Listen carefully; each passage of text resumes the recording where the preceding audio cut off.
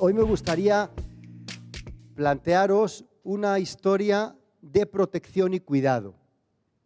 Sabéis que las águilas son aves territoriales y dentro de su territorio, pues evidentemente protegen, pero no solo el territorio, protegen especialmente a sus hijos.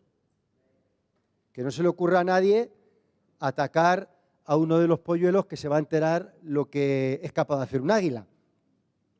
Y lo quiero plantear de igual manera. Recuerda, es Dios mismo, lo vimos la semana pasada, en Éxodo, hablándoles cómo os he llevado, os he transportado. Próximo día, si Dios me permite, hablaré de una misma traducción de todo esto, pero que a mí me gusta muchísimo. Ya la dejo ahí para que la penséis, porque es un sistema de Dios. Os he levantado en alas de águila.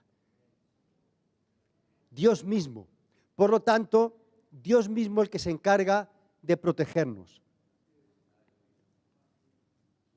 Que nadie se meta contigo, ni siquiera Satanás, que nadie se meta contigo porque se va a enterar qué son las alas de águila, qué son las garras de un águila, qué es el pico de un águila y qué es la protección de un águila sobre la vida de sus hijos. Y si eso es capaz de hacer un águila, créeme, nuestro Dios es mucho, mucho, muchísimo más que un águila, que cualquier águila y que todas las águilas juntas. Ese es nuestro Dios. Por eso, Primera de Samuel, porque es además palabra que se nos ha dicho en este tiempo, en esta celebración. ¿Recordáis? Vamos a usar esa palabra, Ebenezer, que quiere decir, eso es, hasta aquí nos ayudó el Señor, aunque ya sabéis que literalmente traduciendo, habla de roca de socorro o roca de ayuda, y que ya con esto, como dirían, predico. Y que esa roca de ayuda, esa piedra de socorro, no es otra cosa que alguien, nuestro Señor Jesucristo. Eso es Ebenezer. Hasta aquí nuestro Señor Jesucristo nos ha ayudado. Y a partir de aquí, nuestro Señor Jesucristo seguirá ayudándonos y seguirá caminando con nosotros, como hizo con Israel, ¿recordáis? 1 Corintios creo que es 15 lo plantea de esa manera. La roca de la cual bebieron agua, que dice, les seguía.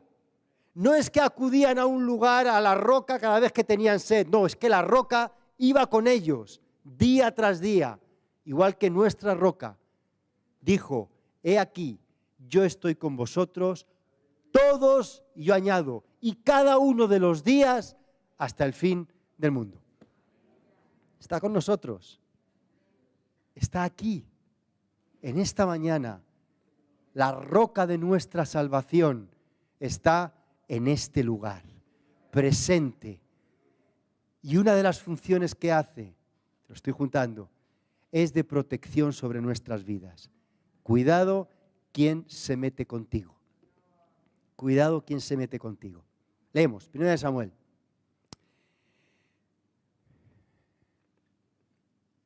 Voy a ceñirme solamente a los textos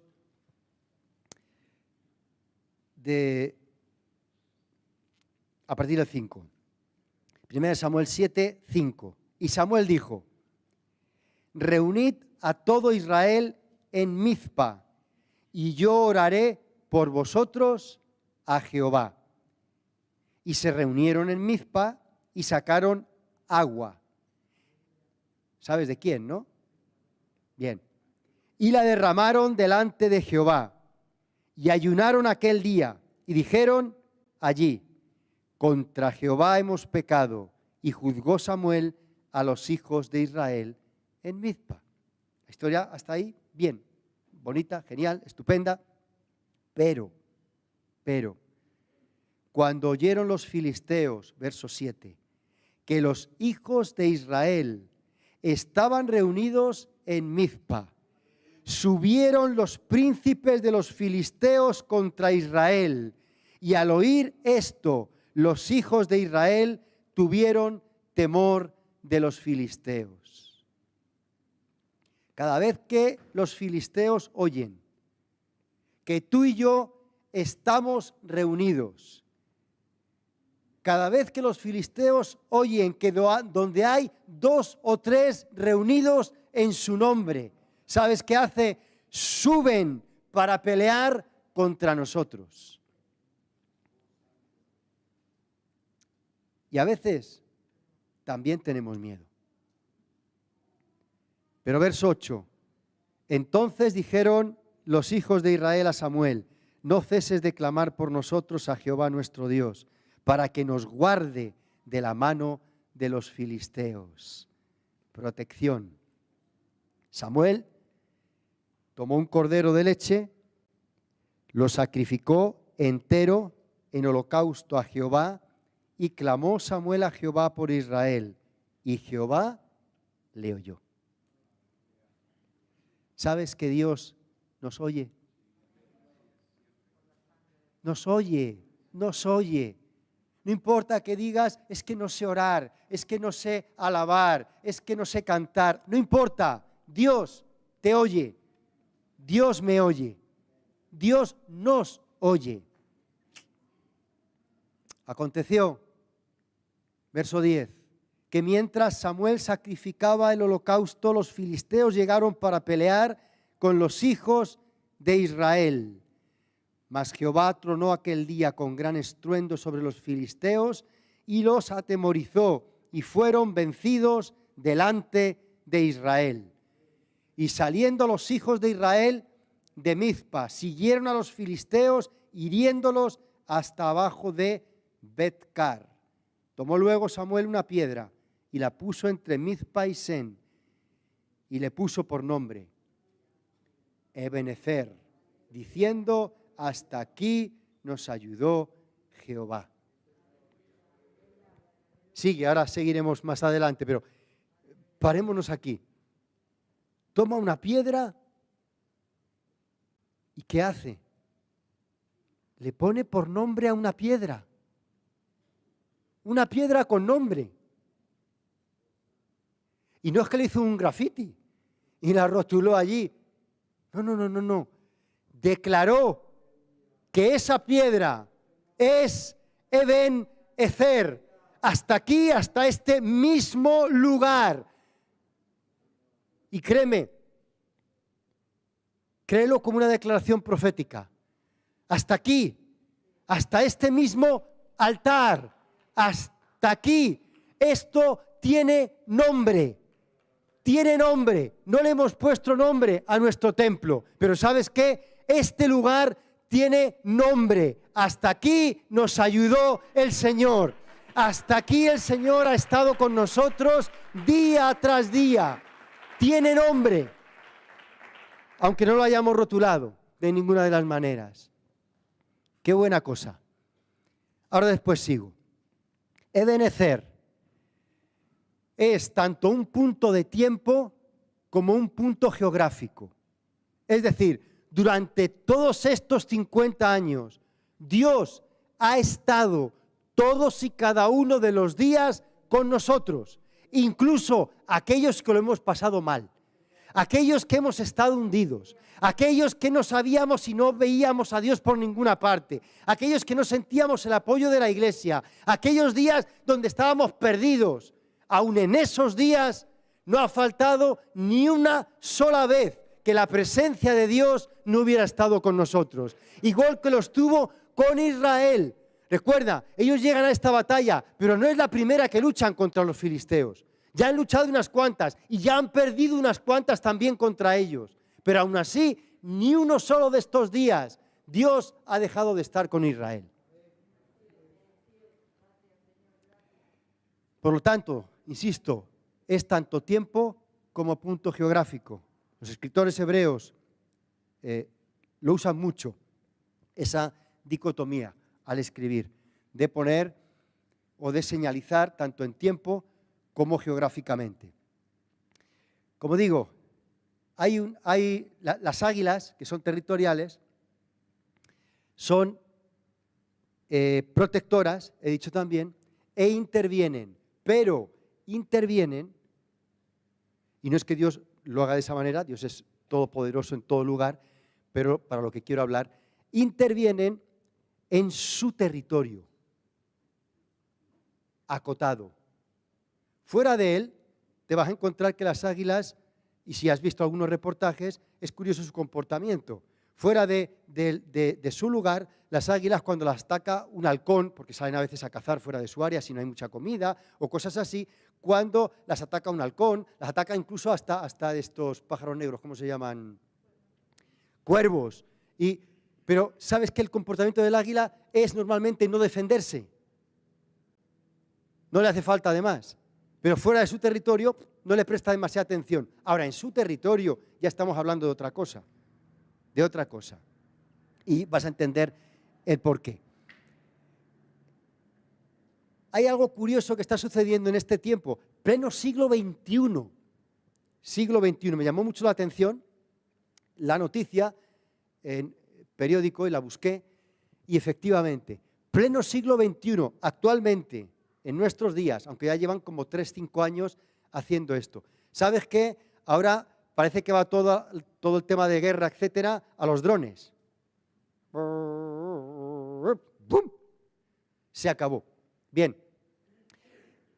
El ejército francés, aquí nuestros vecinos, ha ideado un plan para defenderse de los drones. Y me extrañó tanto, por eso digo que lo busqué para ver. ¿A que no sabéis cuál es? Ya lo sabéis. Han entrenado águilas, para que en el momento que aparece un dron a lo lejos y antes de que llegue a su destino, el águila está entrenada, sale corriendo y en segundos destruye y acaba con el dron.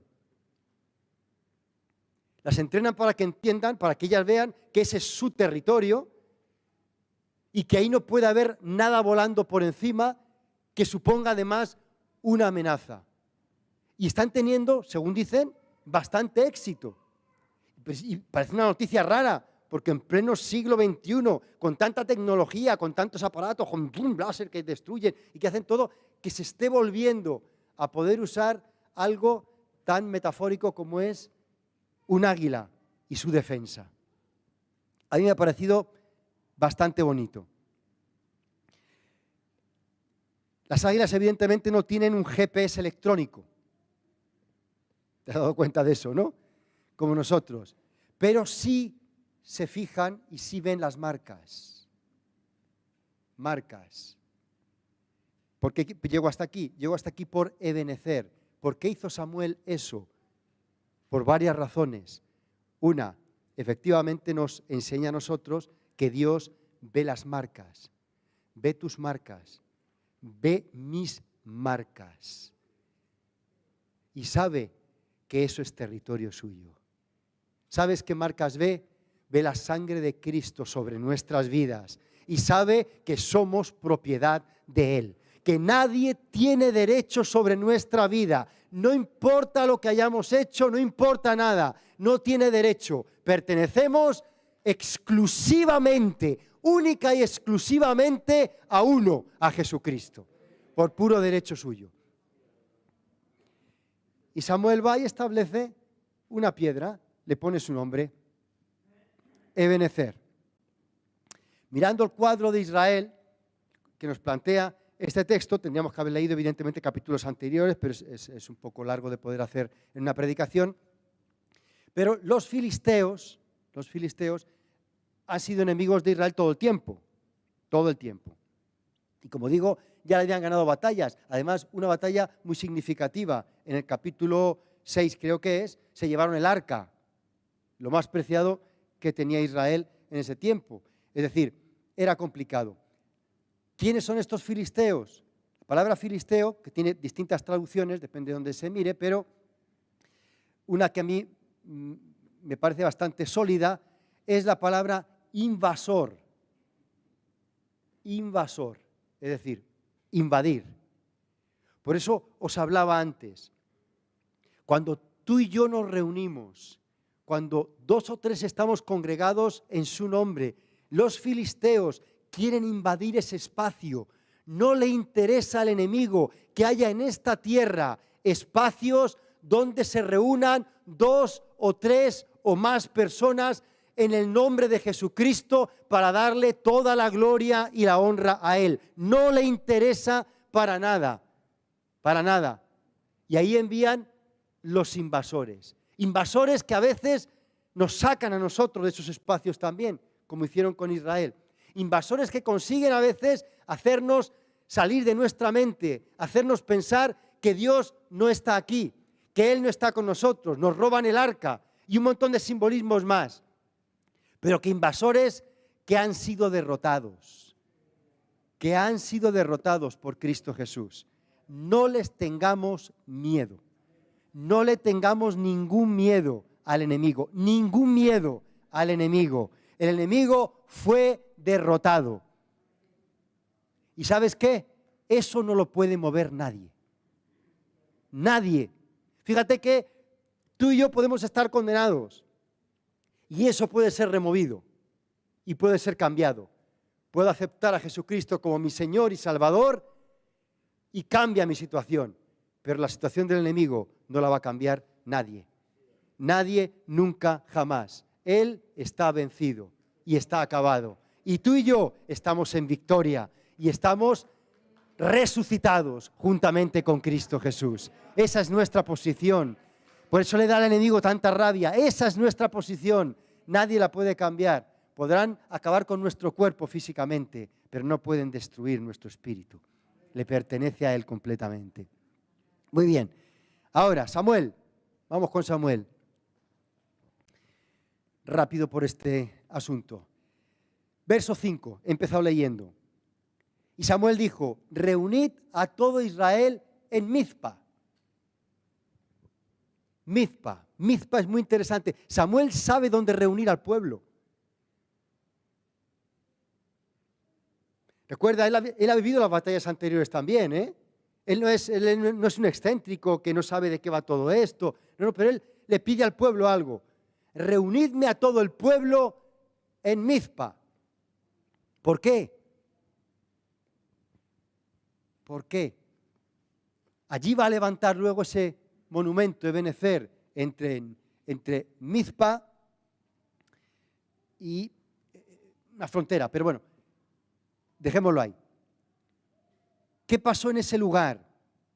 ¿Qué es Mizpa? Un lugar que se convirtió en ciudad, pero que no era ciudad, que comenzó en Génesis. Pero como digo, Samuel sabe de ese lugar, porque ahí fue también donde ungió al rey Saúl. Y te vas a encontrar a Samuel, si puedo llegar hasta el final, te vas a encontrar que es una de sus rutinas. Mizpa es un lugar donde él vuelve periódicamente, una y otra vez, Mizpa, ahí, y ahí junta al pueblo. Como digo, Génesis nos vamos a encontrar cómo nace este lugar, y yo lo explico, aunque os lo leo. Génesis 31, verso 49. ¿Recordáis que Jacob y Labán? ¿Recordáis a Jacob y Labán? Vale, digo, a ver si me he perdido yo. Jacob y Labán.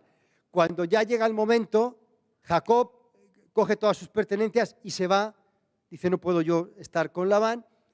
Labán sigue detrás de él, le persigue, porque se ha llevado sus hijas, todo lo que él tiene, hasta los ídolos. Recuerda que...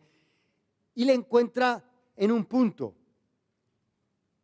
Se confrontan, llegan a un acuerdo, y entonces Labán establece allí igualmente un altar, un monumento, donde dice lo siguiente: que el Señor vigile a los dos cuando nos hayamos apartado el uno del otro. Bien, te voy a leer una versión más extendida para poder entender lo que quiero decir. Verso 48, dice, entonces dijo Labán, en este día, este montón de piedras, ¿veis?, servirá de señal para recordarnos nuestro pacto. ¿Veis lo que estaba haciendo Samuel? Samuel estaba recordando el pacto, el territorio, lo que ha sido ganado. Bien, sigo. Cuando ya estemos lejos el uno del otro, que sea Dios quien vigile. Si maltratas a mis hijas o te casas con otras mujeres, recuerda que Dios es nuestro testigo. Por eso, además de llamar Galaad al montón de piedras, también se le llamó Mizpa o Mispa, que significa Dios vigila. Galaad es monte del testimonio, como ya dijo, piedras de Dios vigila. Qué interesante. Dios vigila. Pues si acaso te he perdido ya, te voy a recapitular. Cuando tú y yo sabemos acudir a Mizpa o Mispa, es un lugar que cuando nos reunimos, como hizo Samuel con el pueblo, no solamente recordamos el pacto que tiene Él con nosotros y nosotros con Él, sino que además el Señor está ahí vigilando su territorio, a ti y a mí. Eso es Mizpa. Es decir, Samuel les expuso a la intervención directa de Dios. Ser humano tenemos un pequeño problemita. Ese pequeño problemita es que, lo voy a traducir con una palabra y nadie me malinterprete ni me entienda mal, ¿eh? Ese problemita se llama independencia. Ese problemita. Queremos ser independientes de todo el mundo. Queremos ser independientes, yo, no depender de nadie. Yo, conmigo mismo y funcionar. Y eso es uno de los más graves errores que podemos cometer la humanidad en general y el cristiano en particular. Nunca hemos sido diseñados ni creados para ser independientes. Al contrario, todos y cada uno de nosotros hemos sido creados para ser dependientes. Primero, dependientes de Dios. Y luego, la propia creación nos enseña. Yo vine aquí a esta tierra, a este mundo, totalmente dependiente de mis padres. No podía hacer nada por mí mismo. El día que yo nací, si a mí me llegan a dejar ahí y nadie me atiende, yo me muero. No soy capaz de existir. Y eso me enseña que efectivamente así he sido diseñado. Pero ojo, en plan vida espiritual pasa igual. El día que yo nací de nuevo, si a mí me dejan así sin más, yo no puedo funcionar, porque he sido creado para estar dependiente en un lugar, Mizpa, llamado iglesia. Ahí es donde Dios me ha introducido en el cuerpo de Cristo y fuera de ahí, espiritualmente, me apago. ¿Lo he dicho suficientemente claro o fuerte? Bien, por eso hace falta que como siervos de Dios, como hizo Samuel, seamos capaces una y otra vez de volver al lugar, ahí a reunirnos, a Mizpa. ¿Qué vamos a hacer durante estos próximos 50 años? Ya te los digo yo. Vamos a hacer muchas cosas, Dios va a estar con nosotros por ahí, pero nos perderemos más de una vez también. Nos derrotarán más de una vez también, pero tenemos un monumento. Ebenezer, hasta aquí nos ayudó el Señor, en un lugar llamado Mizpa. Ahí el Señor vela por nosotros y ahí acudiremos una y otra vez. Y desde ahí el Señor intervendrá en nuestra vida y en nuestra congregación.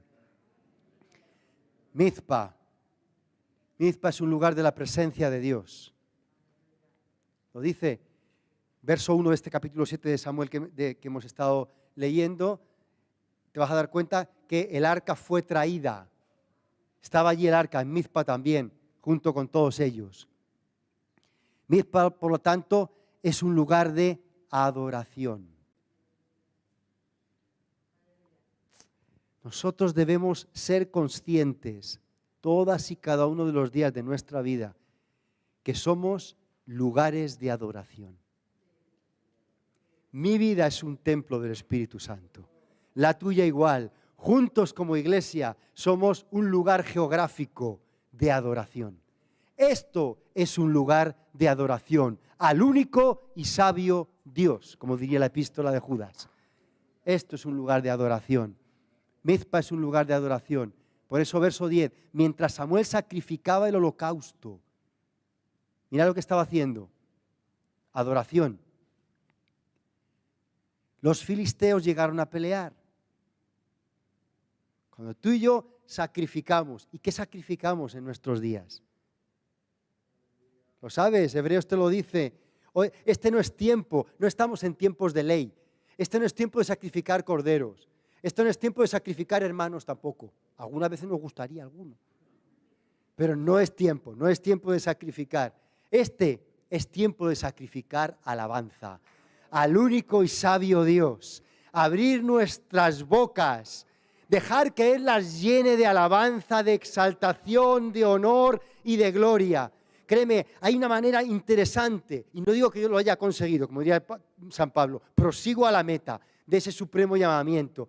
Pero hay una manera que es algo que Dios ha establecido a lo largo de toda la Escritura. Y es cuando estemos mal, cuando nos sintamos que nadie nos quiere, que no nos aprecian, que no sabemos qué hacer, vayamos a Mizpa, al lugar de adoración. Abramos nuestra boca, no en queja, sino en alabanza, en honor y en gloria. No solamente de Dios, sino de su pueblo, de su gente. Y vas a ver algo milagroso en tu propia vida, igual que lo voy a ver yo, igual que lo vieron Israel. ¿Sabes qué vieron? Dice literalmente la Escritura, pero el Señor tronó aquel día.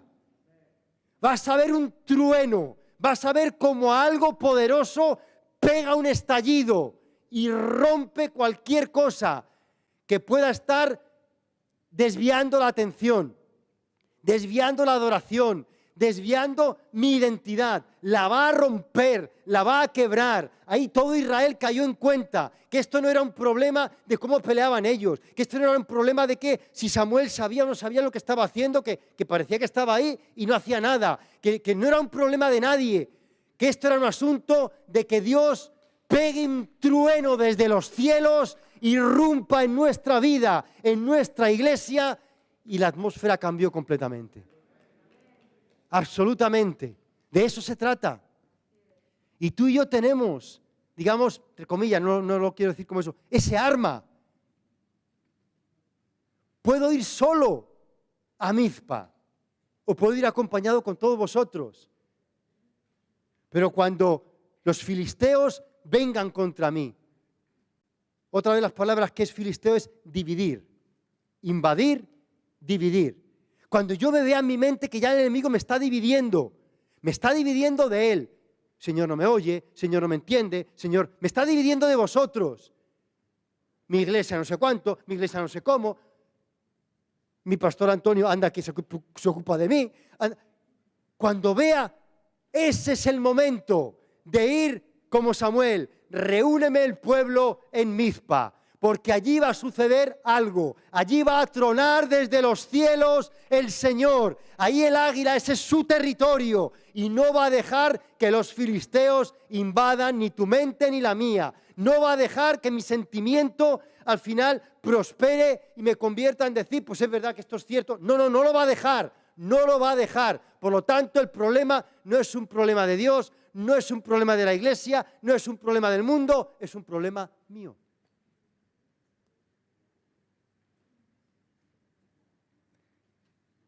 No sé qué cara se os ha quedado porque no os veo con el este. Pero a mí sí me veis la mía. Se me queda cara de tonto. Es decir, ¿cómo? Claro, Mizpa. Subieron contra Israel. Salieron corriendo. ¿Sabes por qué? Porque en medio de una tormenta, Dios truena con su tormenta. Él mete su tormenta. en cualquier tormenta natural que estemos viviendo nosotros, bien individual, bien como familia, bien como iglesia. A Dios le encanta poder acudir y decir, yo también tengo una tormenta aquí arriba. Irrumpir con la suya, con truenos, con relámpagos, con estallidos, con todo, para que al final, ¿sabes lo que prevalece? Su tormenta.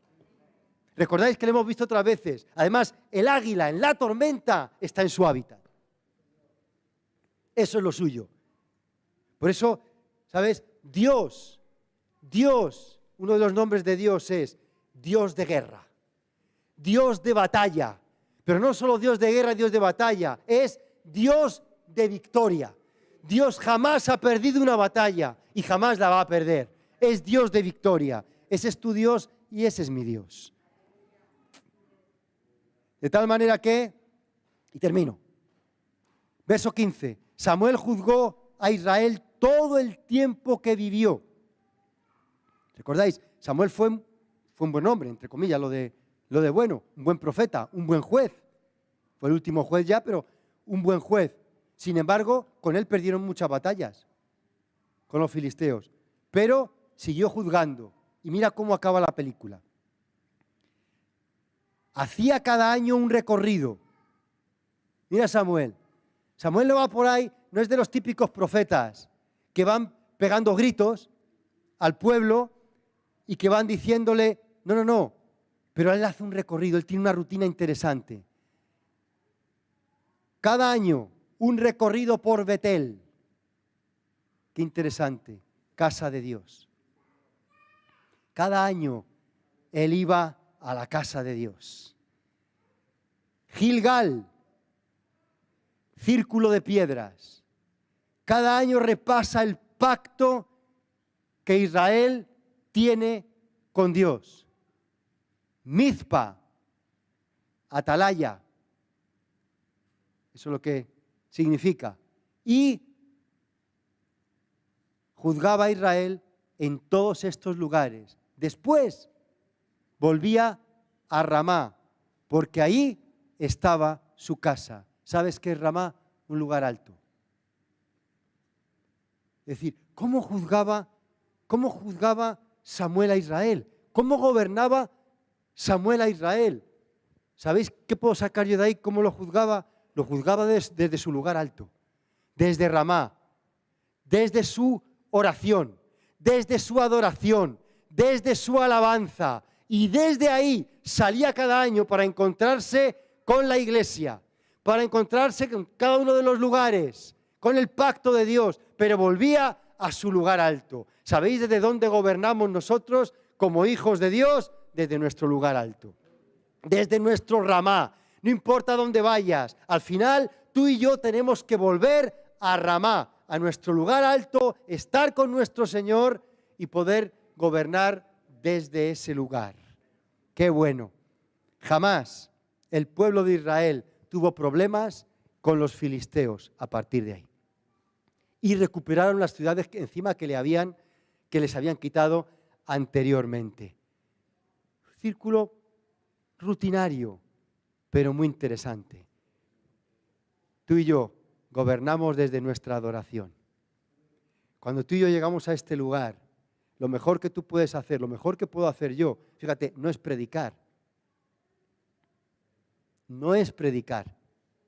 Esto es parte de un añadido interesante. Lo mejor que puedo hacer yo es desde mi lugar alto, desde mi adoración, desde mi alabanza, desde mi reconocimiento de que Jesucristo está en este lugar, está en mi vida y está con nosotros, poder gobernar sobre el territorio que Él me ha establecido.